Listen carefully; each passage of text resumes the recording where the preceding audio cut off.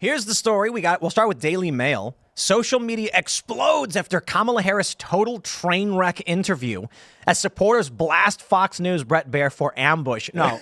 What ambush? He asked her like the most basic fair questions possible. It was.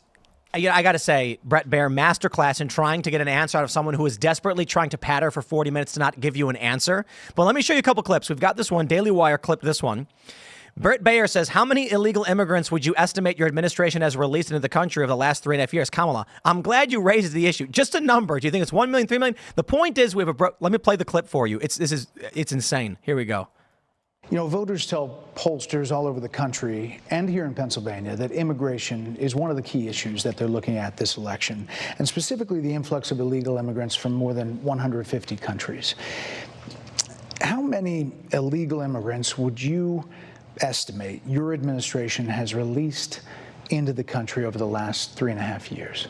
Well, I'm glad you raised the issue of immigration because I agree with you. It is a topic of discussion that people want to rightly have. And you know what I'm going to talk about. Yeah. Right. It's 1 million, 3 million. Brett, let's just get to the point. That we have a broken immigration system that needs to be repaired. So your Homeland Security Secretary said that 85% of apprehensions. But I'm not finished. Let's get to the point. Yo, she spoke for 25 seconds and she said literal nothing. Wait, it gets better. Michael Knowles has this clip.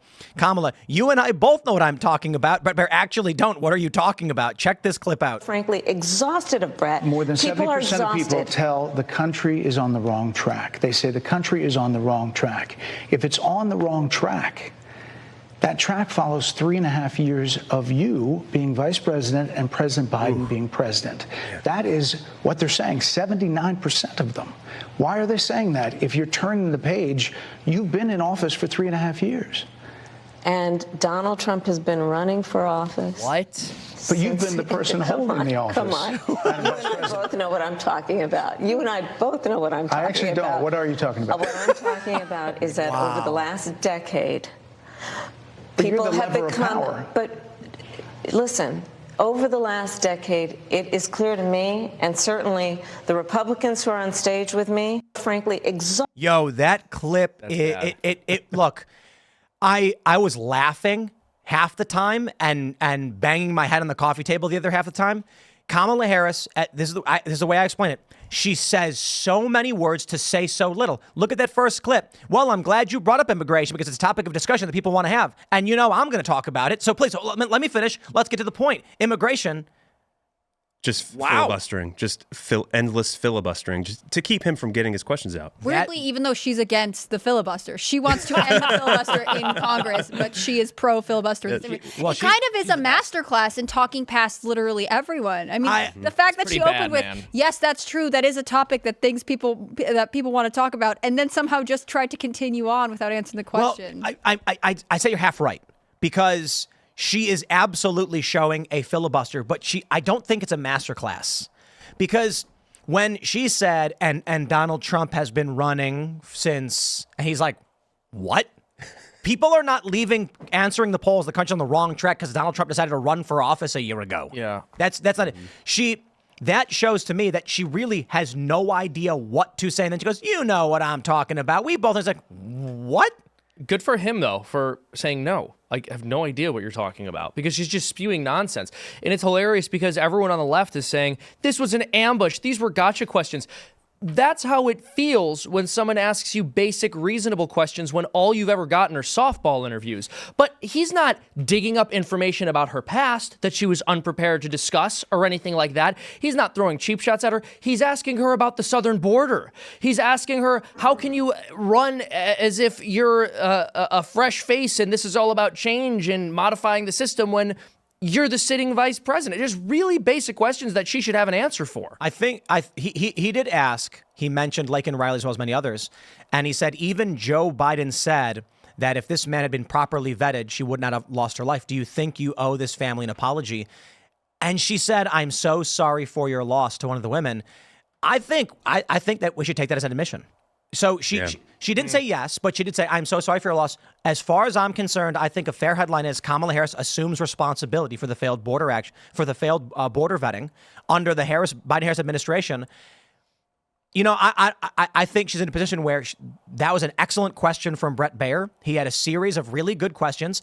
They were, I gotta be honest, guys. They're vanilla pudding questions. Yeah. He very basic. He wasn't trapping her. No. He didn't ask her what a woman was. Right. That's not a really hard question like that. No, but it's a cultural, it's a big hit. But there's a way you can ask questions to catch someone. Notably, when we had Marianne Williamson on this show, I will admit that I did a gotcha on her, where I asked her, we were talking about social justice and things, and I said, do you think that if a person can't get a fair trial, we should still prosecute? And she goes, no, if you can't get a fair trial, then you're free to go. And I said, so if in a state, for instance, someone was accused of a crime and the judge says there is no jurisdiction in the state where this person will get a fair trial, you think we should let this person go? And she goes, yes. And then I said, like Derek Chauvin. And she just went, oh.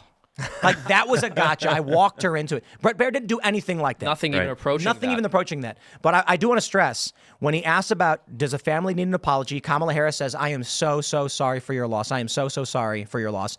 I think we should be Trump should take the line, wow, Kamala Harris apologized for the death of these women. It's very admirable that she accepted responsibility for her failed border policies. Well, I think there's another line that Trump should take as well, which is, this is the person who some sizable number of people in this country are actually considering electing to place in a position where she's going to be across the table from Putin or Xi. She couldn't tolerate a conversation with Brett Baer, and you saw her lose her temper. You saw her start to flail and get emotional and angry in response to very basic, very fair questions.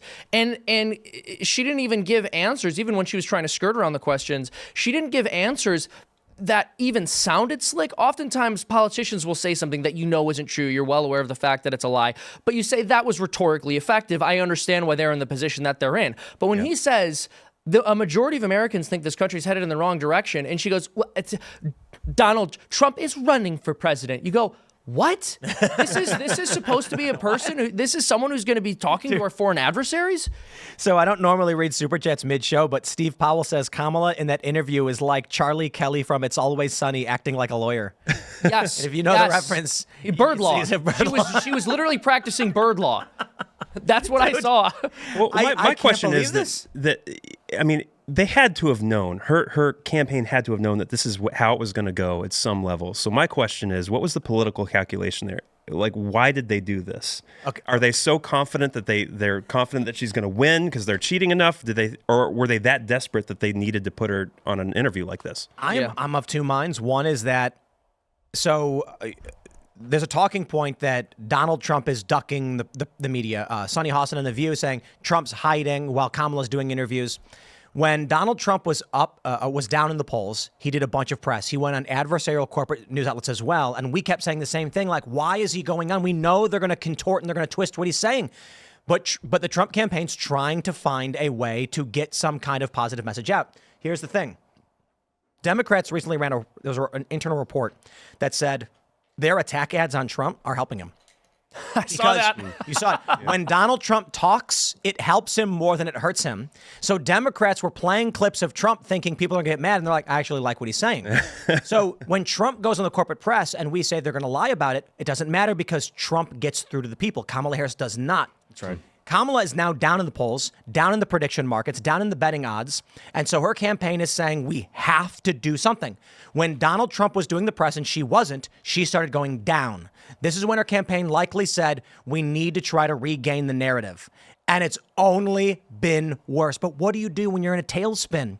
There's nothing they can do. Yeah, exactly. So like you said, they either have some kind of internal polling saying this is just an absolute certain win. And so that's giving her the freedom to do what she's always secretly wanted to do, like the Call Her Daddy podcast and talking to Brett Baer. Just the things she's always wanted in life, she's now having the opportunity to do because she's just so far ahead in the polls. Or they're going, all right, we're pretty desperate here. We got to try to get her in front of some new people. It's time for a Hail Mary pass. It's time to try something a little bit risky. Now, the one demographic that she's less behind with is white women, or are white women. Right. And the media has been talking about this a lot because they see that as kind of a silver lining. Is it possible for her to capitalize on the fact that Trump is further behind with white women than any Republican candidate has been, I believe, in decades? There's a couple ways of looking at this. I would say, firstly, it's possible. It's very possible that for some number of white women, and especially because they've been so lied to about the ramifications of abortion bans, they are going out and they're going to vote for Kamala because of this, and it doesn't matter what she says and does, and her campaign knows this, so they're going, well, we can just do whatever we want with her. She's not going to lose the white women, but we are doing poorly with black men and Hispanics and other groups, so we're going to try to get them back, and we're just not even going to worry about whether we appear to be respectable to white women because we believe we own them as a demographic and they're not going to move away from us. That's one possibility. Sorry, I know I'm really long-winded here, but I just want to say one more potential possibility here with the white women for Kamala. There's another potential possibility here, which is that white women seem to be favoring Kamala because they are the group most likely to tell a politically correct lie to a pollster in order to avoid being shamed. Interesting. Yeah, I think there is a social component to it.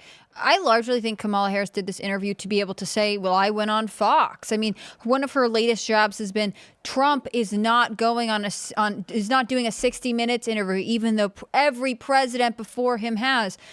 She is leaving out the fact that he has done 60-minute interviews twice. He's done them in 2020 and 2016. He is one of the presidents who has previously done a 60-minute interview. And so I think they're sort of trying to rely on this relationship that the DNC thinks it has with the media, that no matter what, enough corporate press will come to her defense.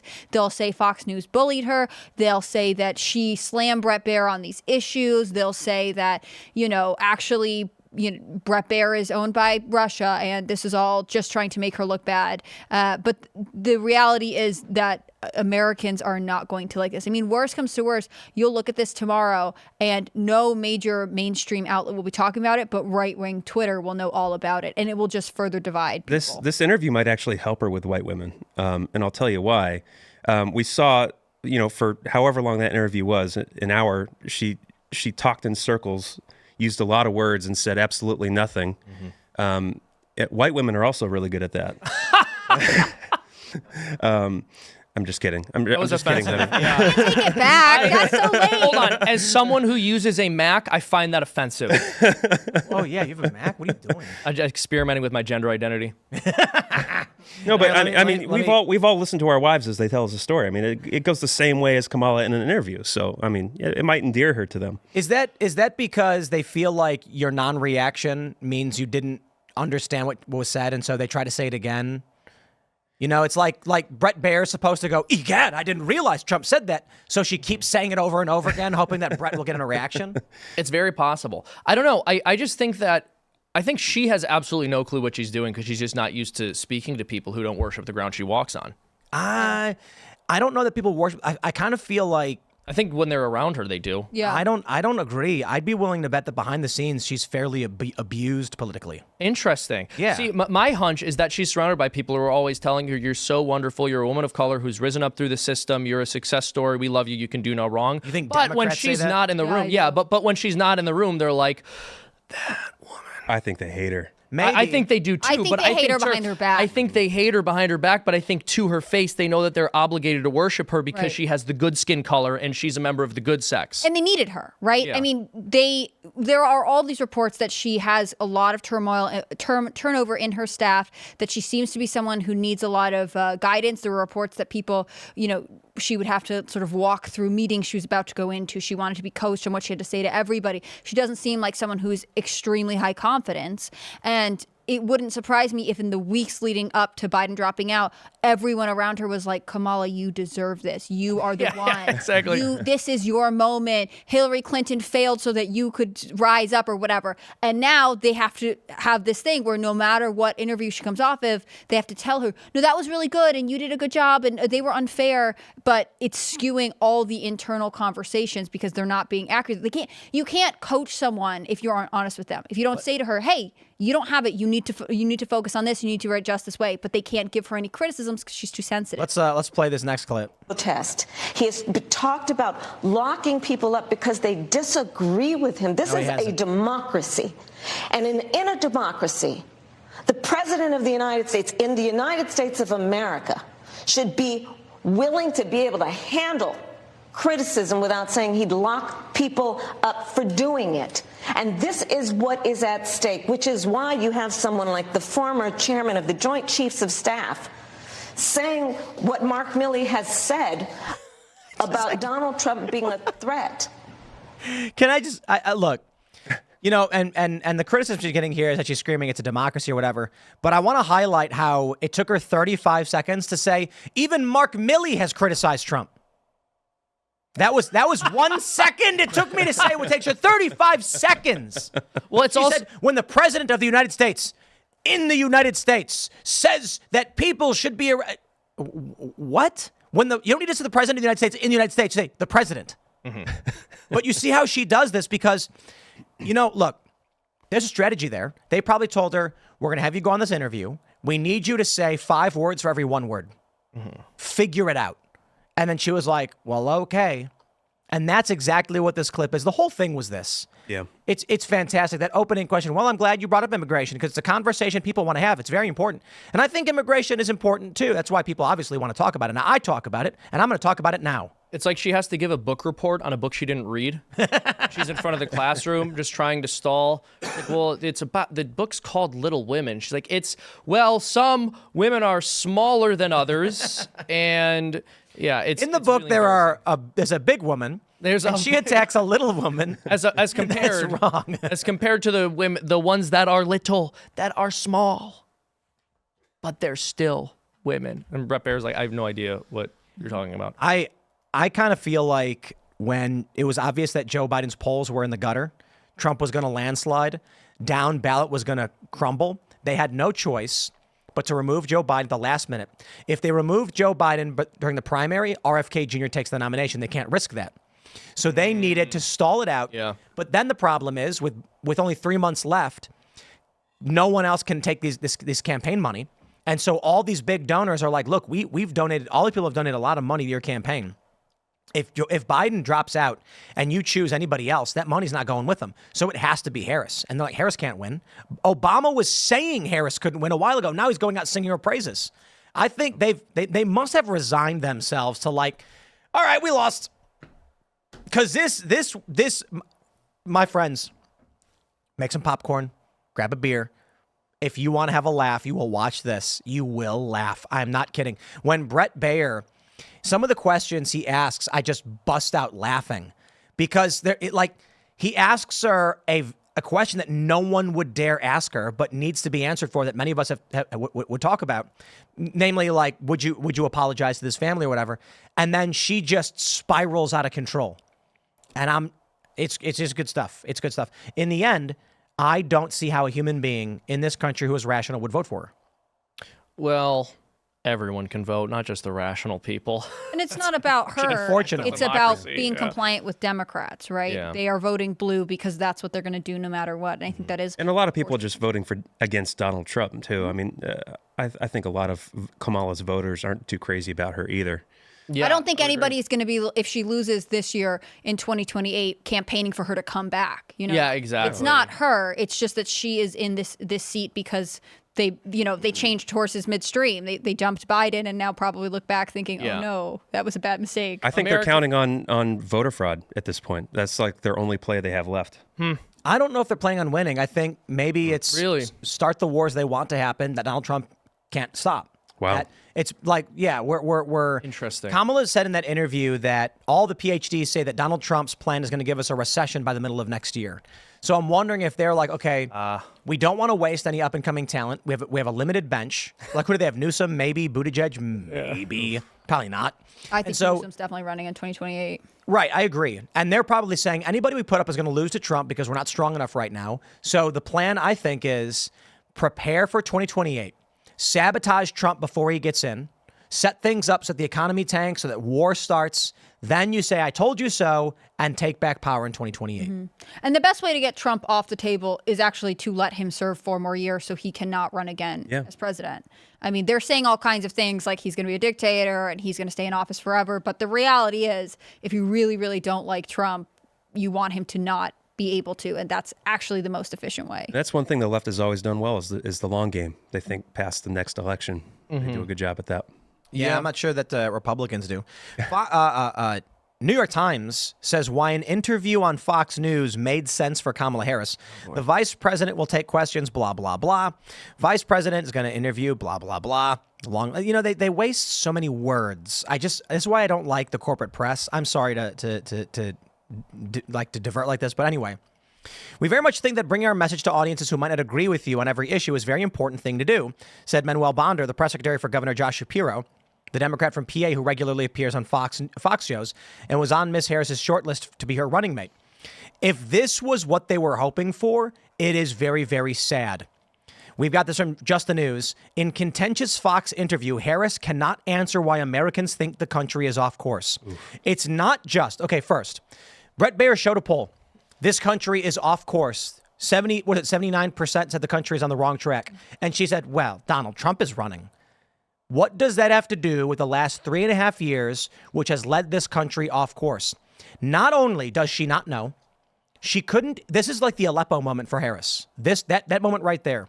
The country is off track. People think so. What say you? Trump is running for office. Literally, that was her answer. Yep. Trump is running for office. Yeah. It's really embarrassing. She might as well have said the squirrels bury nuts for winter. Well, but what? It has nothing to do with what I'm talking about. This is the left-wing playbook. Every single one of our policy failures are actually the product of our political enemies. The fact that Donald Trump is able to run for president is somehow to blame for everything that's gone wrong over the last 3.5 years. It's nonsense. And even though it seems ridiculous to us, it seems perfectly logical to her because she can't think within any other framework. Like, that's what the ideologues tell her. That's what she believes. There's no ifs, ands, or buts about it. It's dogma to them. It's always a Republican's fault. It's always Trump's fault. And when boxed into a corner, she's coached to attack Trump. I mean, that's what she thinks is popular with her voters. Don't you wish she had just been like, well, it's all Joe Biden's fault. Yeah. Just to watch the left-wing media and voters. She wouldn't do it, though. She wouldn't do it. I mean, that's the obvious answer. Throw Biden under the bus. But he won't. asked her about it. He kept saying, like, you said you wouldn't change anything about the past 4 years. She refused, when asked several times, to say anything about Biden. Specifically, it was incredible. You will laugh, my friends. Grab your popcorn, watch it. He said, at what point did you realize Joe Biden's cognitive decline? Yeah. I was just clapping like, yes. And then she was like, Joe Biden is good and Donald Trump is running for office. And he's like, yes, but at what point did you recognize Joe Biden's cognitive decline? Joe Biden is not Donald Trump. She couldn't do it. No. She couldn't bring herself to be like, Joe lost it. We knew it. Like, here's the reality everybody knows. Biden's brain wasn't working for a long time, and they were lying because they wanted to get to this point. Kamala Harris does not have the skills to pay the bills, and now they're stuck. Yeah. Yeah, well, and everyone knows that she's been tied to what Biden has been doing from the beginning. She can't separate herself from it now. I mean, we know that Biden has been in cognitive decline. He has even said, I think he's thrown her under the bus a couple times, saying like she's been in every room, involved in every decision. Reading from the same songbook is what he said. Yeah, I mean, he's cornered her, either through just sheer idiocy or malice because he's bitter and he's trying to sabotage her, which is would be hilarious by itself. But he has cornered her to where she can't plausibly separate herself from anything Biden did. Thanks for checking out this clip from Timcast IRL. Make sure to watch the show live Monday through Friday at 8 p.m. Subscribe to this channel, and we will see you all there.